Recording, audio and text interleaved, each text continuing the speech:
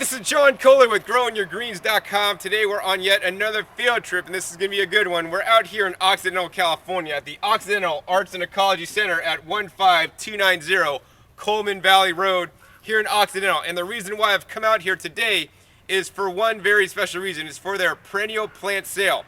Normally the Arts and Ecology Center has 3 plant sales a year, and they sell all kinds of perennials and non-perennial and annual crops, but this sale deals with specifically edible perennial food crops and also herbs and other things. So I'm really excited. I'm going to pick up some new crops or new edible perennial plants that I've only heard about and they have here available today. So we're here at the main entrance, and this plant sale is actually up at their greenhouses, which is actually the next driveway up the road. So let's head up the road, go and check out the greenhouses and check out that plant sale. So we're here at the site of the plant sale, and you can see their large greenhouses that they have that are here. And these greenhouses basically make their plant sales possible so that they can control the environment so that some of these plants will actually sprout faster, grow faster, especially some of the perennials that tend to be a little bit more sensitive to the cold and won't grow as fast when it's too cold, because we are out here in Occidental. In any case, in this greenhouse, the plants aren't for sale, and they have a sign stating such. The plant sale is next door, which we'll go to in a second, but I want to show you guys this. I mean, when you have a greenhouse like I do, you can grow things like this. This is the Naranjillo, or Naranjillo as I call it. That's not pronounced right, but this is an amazing plant. Once again, this is in the Solanaceae family. This plant is huge. I have some of these in my greenhouse, and it's really a slow grower, but this guy looks amazing. And these are the big leaves, Solanaceae, and here's some of the fruits. These make some really big fruit that have probably been there a while, and hopefully soon they'll ripen up. I've never had a ripe one of these. And here's a little flower bud flowering. These plants are actually really nice. They're a little bit fuzzy and actually kind of ornamental too. And once again, they are really slow growers, and they're not frost tolerant, so you want to definitely keep them warm if you want to grow these guys. Actually, the seeds for these guys are available from Baker Creek Seeds or rareseeds.com. Next, let's head over to the plant sale. So this is the entrance to the plant sale. They have this nice little setup here. It's like a screened in area so that the bugs can't get in, the birds can't get in. All plants are just $8 at this time for a 1 gallon size. I think that's definitely a really good value for the size, and especially, I mean, you can't put a price on some of the varieties that they grow here at Arts and Ecology Center that you really can't find anywhere else. So $8, phenomenal deal. So what we're going to do next is we're going to cover some of these different crops that they're offering. The Masha WA, Yacon, Cape Gooseberry, lost crops of the Incas, the Oca. There's so many different perennial food crops that you can grow in your garden, and that will make gardening easier. So most people focus on growing crops that have to be replanted every year. So like every springtime, you could plant out your tomatoes when it's not frosting, and they'll grow for a period of time until it frosts and you lose them. Then next year you got to start all over. Well, perennial food crops are really smart because basically you plant them once, and as long as they have the proper conditions, they'll either come back or just produce year-round food for you. So you just have to plant them once, make a one-time investment in the plant, and care for the plant, and it'll give you many years of food. So that's why I like perennial food crops, and I try to focus growing a lot of the crops that I grow, perennial fruit crops, and not necessarily annual fruit crops that you have to keep planting year after year, because that gets to be a lot of work. And I'm all for the lazy man's garden, where you can literally plant things once, walk away, and come back, and there's always going to be food for you. The Arts and Ecology Center is originally where I got my purple tree collards that I've been growing and propagating in my yard, and I'm sad that actually they don't have the purple tree collards at this plant sale, but they do have some walking stick cabbage, which is very similar. So let's go check out the leaf food crops first. So next, let's talk about some perennial food crops. This one is called walking stick cabbage. So this one gets between 6 to 10 feet tall, and I have been growing this for a couple years. It actually is staying in the same place where I have been growing it, and it does go to seed, but it just keeps coming back and keeps growing, and actually makes a nice thick stalk. The reason why it's called walking stick cabbage is because once the stalk dries out and it's really tall and straight, you could dry them out and actually use them as a walking stick. All these leaves can be used just like a cabbage leaf or a collard leaf. I like to eat them raw. You could use them as wraps, or cook them up if you so desire. As you can see, they have a lot of these guys here. These are started from seed, and they have a lot of them here. You can see over here they have some that are actually already bolting. To prevent that, what I normally do is knock off or start cutting off the section that's bolting, and it'll encourage a little bit more leaf growth. Here's yet another edible leafy green, and for long-time viewers you may know this one because I grow it, and it grows really well. I like it a lot. This is called red veined sorrel, also called red variegated sorrel, and also called bloody dock under a whole bunch of different names. Let's see, in general, the plant is definitely good to eat, and for salads and whatnot, I like to pick the small baby leaves, such as these baby leaves. Now the larger leaves are definitely good for cooking. Also, I like to juice them or blend them up. They can actually get a harsh flavor when they get larger, and especially when this plant goes to seed, the leaves get a lot more, like I'd say, like bitter. I mean, after all, this is a kind of sorrel. But I really like this plant because it is actually quite ornamental. You can see here they have a whole bunch of 1 gallon pots all lined up next to each other. You could literally have a field of this stuff, and to me, this looks quite beautiful. So not only beauty, but also an edible perennial.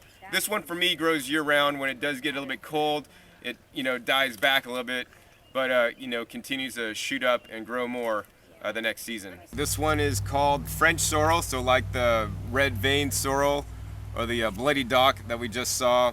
This is another edible food crop. I haven't grown this one. This is French sorrel. That's fairly commonly available.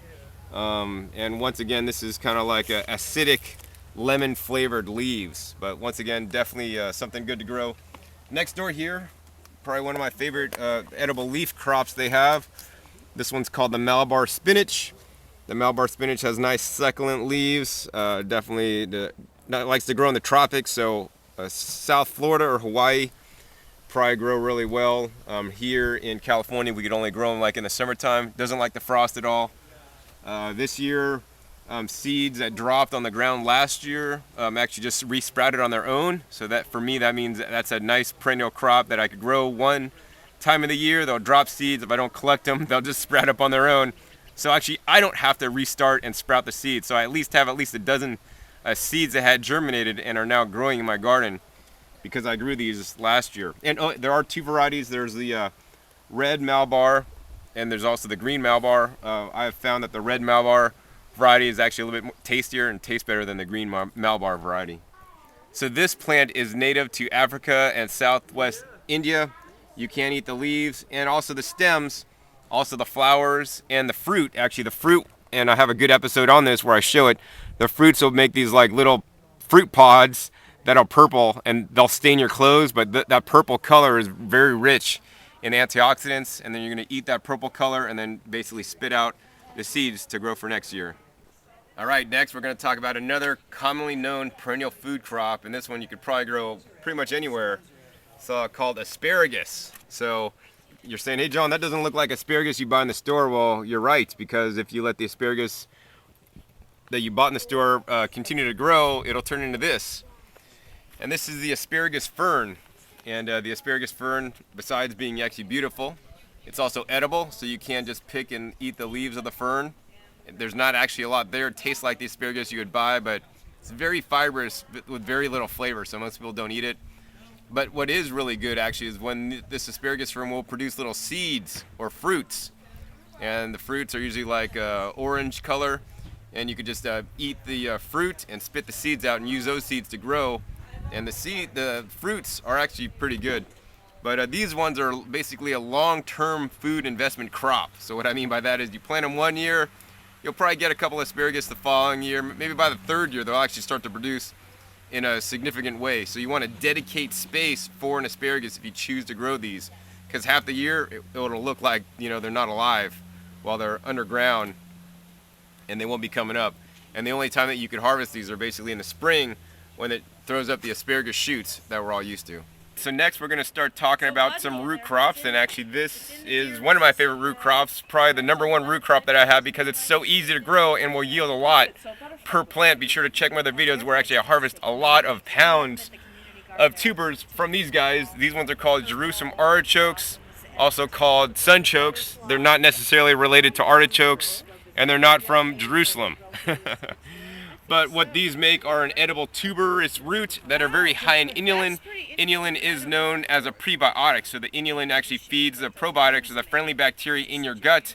It's really good, and it's not necessarily digested through the human body. We're not able to actually digest inulin. It also is very high, a good carbohydrate source, and growing tuberous roots are the number one way to actually grow for calories. So if you have a limited amount of space, you want to grow a lot of calorically dense food, tubers are probably the number one way to do it. And all the tubers that we saw today, the Jerusalem artichoke plant is probably the number one plant to plant, because it's going to yield a lot per plant.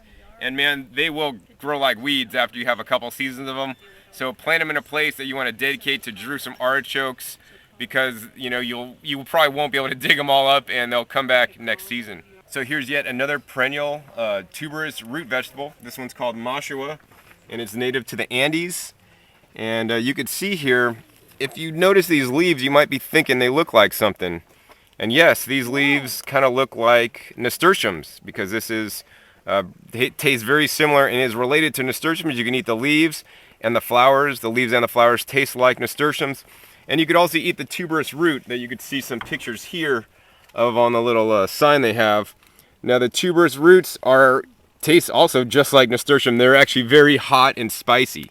But to diffuse the hot and spiciness, you should cook them, but you can also eat them raw if you like things hot. So here's another root crop. Actually, this is probably my favorite root crop of all the root crops that they have here available today. Yacon. So this one actually grows only when it's warm out. It doesn't like when it gets too cold. And let's see, you should harvest this one after it flowers, if it does flower for you. And then basically that's when the plant has stored all the nutrition in the tubers. And this guy is actually known as earth apple, because when you harvest them, you could literally take the tuber out, and they don't really store well, so you only want to harvest them when you're going to actually use them and eat them. Otherwise, I keep them underneath the ground to basically keep them preserved. So you could pull them out, and they're called earth apple because you could literally just bite into it, and it's a nice sweet flavor, kind of like jicama, between jicama and tasting like an apple. That's actually a little bit sweet. So they're really delicious, really good. I just like to use these guys raw. You could peel them or not peel them, but they grow really well here. And then they'll also send out a crown, and you could divide them for the following season, and you have a whole bunch more plants. So that's exactly what I did this year. Be sure to check my other videos where actually I harvest Yacon and share more about this plant. So here's yet another edible root crop that I'm going to try this year. This is called oca. And this is, if you take a look at the leaves here on a close-up, you may notice that this resembles a plant that you may know. This is actually a form of oxalis, and this is native to the Andes. And the sign says it produces an abundant, sweet, edible tubers. So I'm quite interested to see how the tubers will taste. There's a picture of how they should look, and I haven't had one of these before, and I don't know if the tuber tastes anything like the plant. It's probably not too sweet, but I'm going to get one this year and try it. So next we're going to talk about the edible flowers and some of the edible flowers that they have here available at the Arts and Ecology Center. So here's the first edible flower we're going to talk about today. This one's called bee balm, and you can see here, here's a couple blooms. Here's a bloom on the bee balm, and this doesn't do it justice because these guys actually open up and get really nice, bright, and beautiful. And you could also eat the leaves on the bee balm. Definitely a good edible flower to have. So, you can have flowers that look good. They could be used as cut flowers, but you could also eat them. So let's take a look at two more. This one is Dianthus, another edible flower, and here's the Dianthus petals. So how I would use this is basically I would just pick the petals off and use the petals in a salad. I mean, these are quite beautiful, nice pink color. So here's the final edible flower we're going to talk about, the butylons.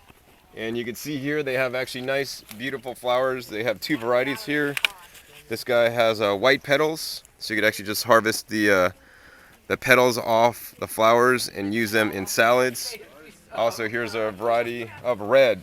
I mean, these kind of look like they wouldn't be edible, but yes, you can eat these flowers. So before you eat any flowers, don't just start eating flowers. Do some research, do a Google search to make sure the flowers that you are growing or that you want to eat, in fact, are edible, because actually not all flowers are edible.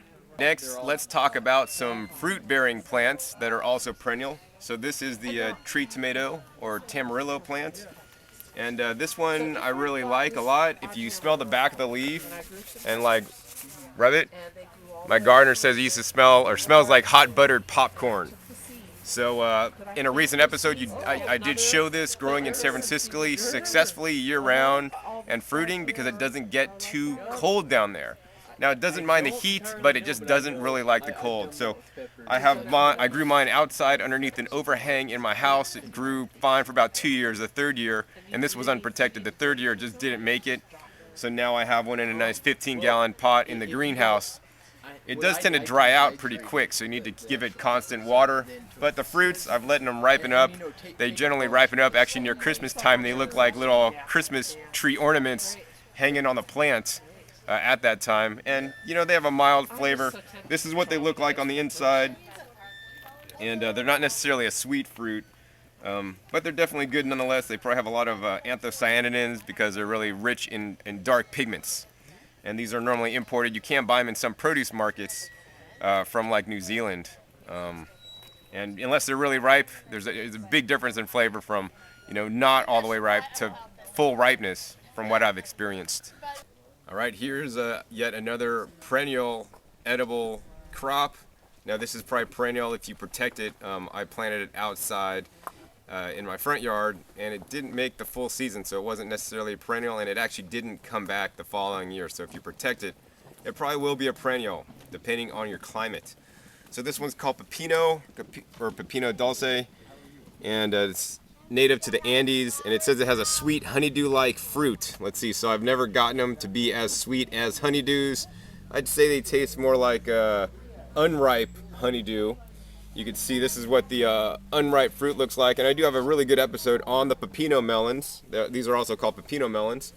You can see it has actually beautiful flowers, and this is also in the Solanaceae family, in the nightshade family. Here's some immature fruits there.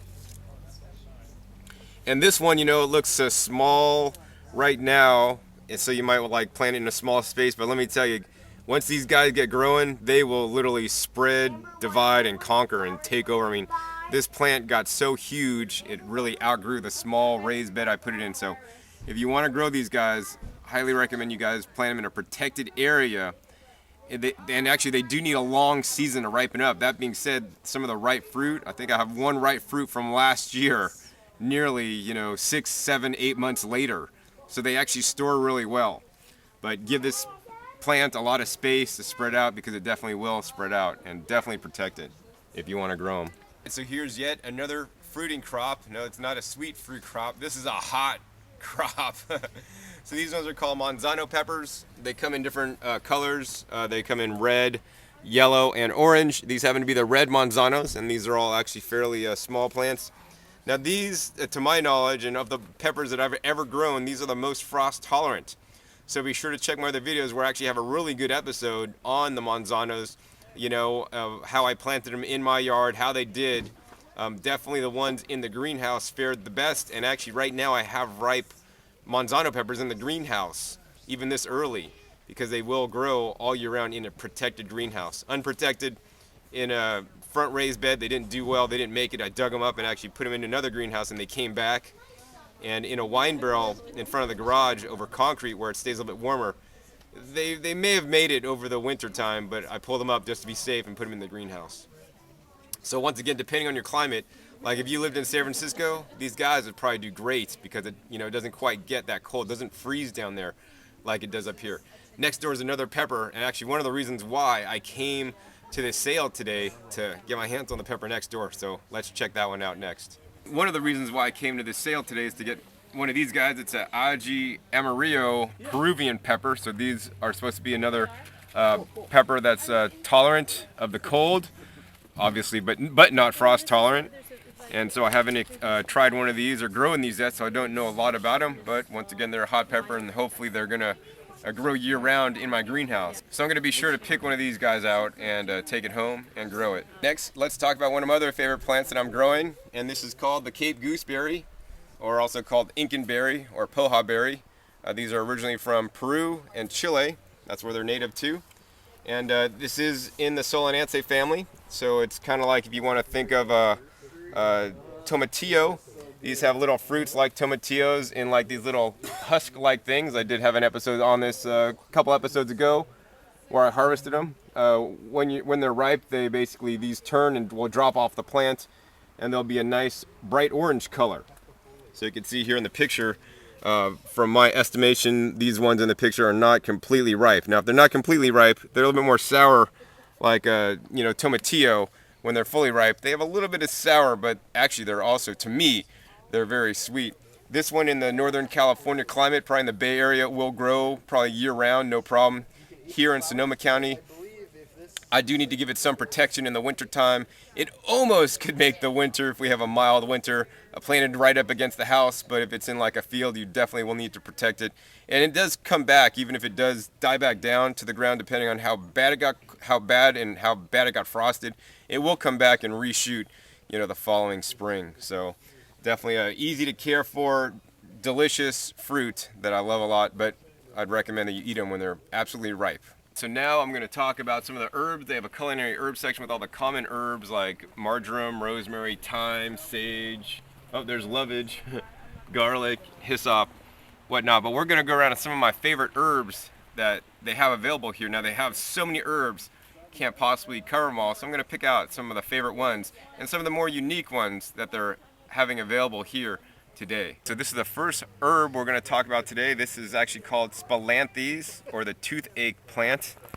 And let's see, from my memory, there's two different types of Spilanthe plants. I'm not exactly sure which variety this is, but you could see here they produce these little flower buds, and these flower buds will actually open up into flowers and produce seed. And last time I was in Hawaii, I was collecting Spilanthe seeds.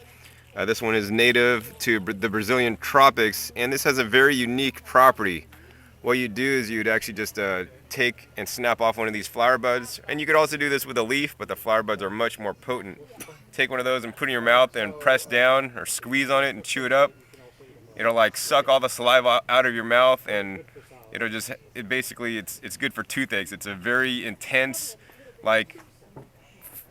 feeling you'll get in your mouth. It's insane. You'll get like a rush. You got to try it if you never have. These are tropicals, so you got to protect them if you're growing them here in California.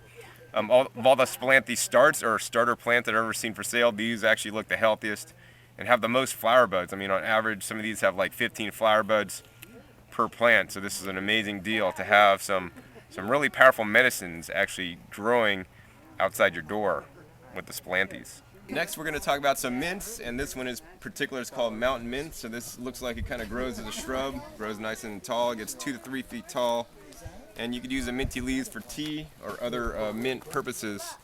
And this can actually spread. So once again, I encourage you to grow mints in containers and not necessarily plant them in your raised beds unless you want an entire bed full of mint. And actually, that's one of the problems I have at my community garden now.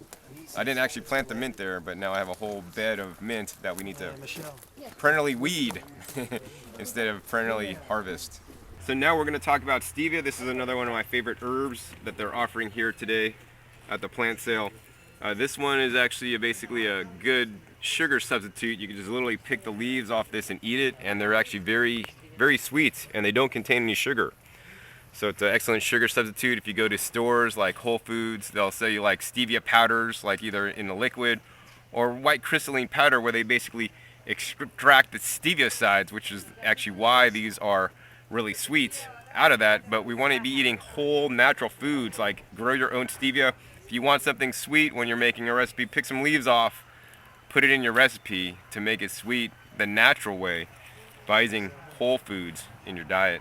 So another herb, or a culinary herb, is society garlic. Many of you may already grow society garlic as an ornamental, and actually many people grow it as an ornamental, but many people don't know that actually you could harvest the leaves as a garlic substitute, and also the flowers. I love eating the garlic flowers. So the society garlic flowers are nice purple flowers, and they have a nice garlic flavor, but they're not too strong. So, and also, because you're eating the flowers and the flowers are purple, you're getting some nice purple antioxidants in your diet. And I want to remind you guys to eat the rainbow, eat foods of color, eat the flowers that are different colors, because each of them have different nutrition profiles in them so that you can get healthier one bite at a time. Here's yet another herb that I have grown in my garden. This one's actually called sweet mace. And it's a culinary herb native to Mexico and Guatemala. And it has tasty mace flavored leaves, 1 to 2 feet tall. And it's also known as Mexican tarragon. So the leaves have a nice flavor, not too spicy, a little bit mild, kind of like a little mint. And you could also eat the flowers. The flowers are actually quite beautiful, nice and small. So yet another herb that you can eat. So these are just some of the herbs they have here. They have different kinds of herbs. They have medicinal herbs, culinary herbs, so many kinds I can't even cover them all in this small segment. You want to be sure to check out the Arts and Ecology Center's plant sales. If you live anywhere in the Bay Area, it's definitely worth a drive to come here to see and be able to purchase all the different varieties of plants that they offer here, because I haven't found this selection anywhere else. So just got done at the plant sale, ended up getting 4 plants. Got some Job's Tears that actually I didn't cover in the video. These produce like a grain-like crop. It's actually a type of grass. Not sure if you can eat these raw, so you probably got to cook them once you get them. We're going to grow this in the greenhouse. It is actually a little bit frost tender. Got the Ajimarillo pepper. Got a Spilanthes plant with lots of flower buds. Also got some oca. And also Yacon planted in with the oca. So we've got the double good deal. Got 4 things. So definitely had a fun time visiting the Arts and Ecology plant sale, or Perennial plant sale, and I'm glad they had this sale. They generally have 3 plant sales a year, so if you live anywhere in the Bay Area, you definitely want to go to their website, oaec.org. This is a non-profit. They do actually have some amazing tours throughout the year, so get on their email list to be notified of their plant sales and also the tours. They're doing some great work here, and I would encourage you to support them by visiting their plant sales and buying up. Once again, this is John Kohler with growingyourgreens.com. We'll see you next time, and keep on growing.